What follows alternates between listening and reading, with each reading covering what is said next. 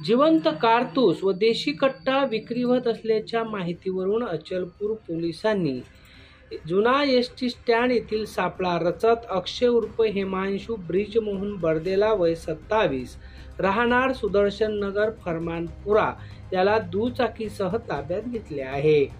अचलपूर उपविभागीय पोलीस अधिकारी डॉक्टर शुभम कुमार यांना मिळालेल्या गुप्त माहितीच्या आधारावर हिमांशु उर्फ अक्षय बर्देला हा अचलपूर नाक्यावरून माळवेसपुरा गेटकडे कमरेला बनावटी देशी कट्टा घेऊन विक्री करता येत असल्याची खात्रीलायक माहिती मिळाली।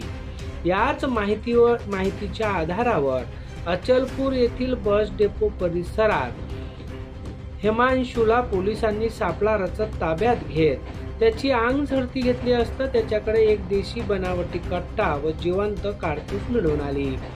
या गुन्ह्यात वापरलेली बुलेट गाडी क्रमांक MS 27 DG 0111 व त्याच्याकडील आयफोन व मोबाईल सुद्धा पोलिसांनी जप्त केला आहे।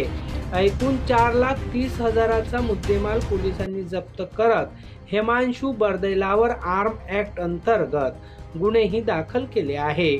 अचलपूर पोलिसांनी अत्यंत सावधगिरीने ही कारवाई केली असून ग्रामीण पोलीस अधीक्षक विशाल आनंद, अप्पर पोलीस अधीक्षक पंकज कुमावत, उपविभागीय पोलीस अधिकारी डॉक्टर शुभम कुमार, सहाय्यक तथा ठाणेदार गजानन मेहत्रे, स्नेहल आडे, पुरुषोत्तम बावनेर, श्रीकांत वाघ, प्यारेलाल जामुनकर, नितळ कळमटे, अनिल झारेकर, मंगेश पाटील, सुचिता इंगळे या पोलीस कर्मचाऱ्यांनी यशस्वीपणे ही कारवाई केली आहे। सानू खान सह जितेंद्र रोडे, अध्ययन समाचार लाईव्ह, अचलपूर।